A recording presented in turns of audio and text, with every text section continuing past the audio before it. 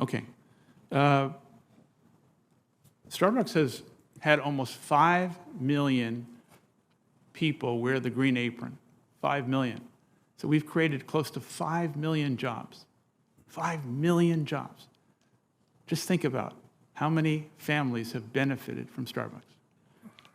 The majority of those partners have participated in an equity plan, unprecedented in American business. 14% of their base pay is how we started. In addition to that, 99% of the 350,000 who work for Starbucks want a direct relationship with the company. In addition to that, what's the most important metric of any business? And that is trust with your people. And as a result of that, I'm sorry. we have the highest level of retention of any company in our sector. That's hundreds of companies. The highest level of retention. Mr. Schultz, there are time limits here. Senator Cassidy. I defer to Senator Braun. Thank you, Mr. Chair, Ranking Member. I think this is an interesting discussion because I recently come from the world of building a business over 37 years, and I've been clear when it comes to unions, they are so important in today's world, vis-a-vis large public companies, multinationals. How would you have any countervailing clout unless you didn't have an effective union? I think this is interesting because the restaurant business, I think currently has maybe 3 to 4% of it unionized. And one of the reasons, since I had a small business for 17 years, 15 employees, before it grew. And the best avoidance of a union is to treat your employees like family, pay good wages, have good benefits. You do that, you're probably never going to have a union knocking at your door. But we're talking about an industry here that through COVID went through one of the most traumatic events any small enterprise or business has gone through. This is not a small enterprise or business, but it's in a business. It's got a high fatality rate due to the nature of it. I don't know currently what you're paying your average employee on the line. That's going to be the first question, and then what the average pay of senior, middle management, senior management would be. I always thought it was good, as long as you're earning equity in whatever you're doing, that you probably be reasonable there. Don't pull in with a Maserati and all of that. I'd love to know where you're at on that wage stratification first. Thank you, Senator. The average wage is $17.50. That's higher than the minimum wage of every state in America. With benefits, and the majority of our people take the benefits, that's at $27 an hour. 65% of our managers across the country were baristas, and all in, the manager's salary is about $80,000.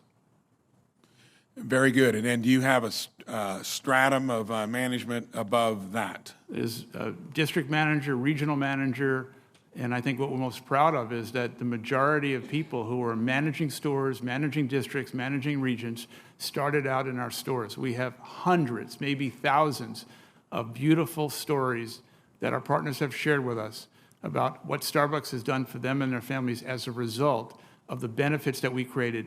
And those benefits were not created because there was a union. Those were created because of the decisions. And I think that's important to note. But I think what you represent here is a watershed case because you're large. You generally get large because you're successful along the way. And we've got to be careful because I'm going to pivot to something the other side of the aisle has proposed, is like the PRO Act. And again, I'm probably the most outspoken Republican on the benefit of unions. But you got to be careful where they go. If they're going into the gig economy, into the independent contractors, which is the next chapter on some of this, that will stifle entrepreneurialism. When you look at, if you are large, you shouldn't necessarily be held to account unless there are things that you're doing to impede the law in terms of unionizing. You've already made that point that you don't think you've been doing it. All I'm saying, this is important because this will have a ripple effect way beyond your business. And the one thing we can't have is to suffocate what's made this country great, and that is that you do not necessarily have to wrestle with a union if you do all the things that are good for your employees to begin with. Can you honestly say that you've done that throughout the history of your company, and that I know you have mobility? It sounds like several different ways you can grow. You have no mobility unless you're growing as a company, but have you honestly done that? Yes, we have, sir, and I wonder if I could just give you one prime example that I think the committee should understand. You know, during COVID, as you said, the restaurant industry was really plummeted. I mean, we had it very, very tough. We had thousands of Starbucks stores closed. Many of our peers started cutting benefits during COVID. Starbucks did not cut one benefit during COVID, and we paid every single partner during COVID with no exception. What was your average wage before COVID? Because you said you're at about $17 now starting. Did you have to raise it over the last couple of years? We raised wages in May. That's correct. And what was it before? About $15 an hour. We went to $17. And one final point. Even $17 an hour, that's not a living wage in this day and age. I'm proud that in our company, we pay the highest starting wage in a low unemployment county. In any large corporation, shouldn't necessarily be bragging about $15 to $20 wages. When you look at the typical structure of a large company, that should probably be $20 plus, like many Main Street businesses pay.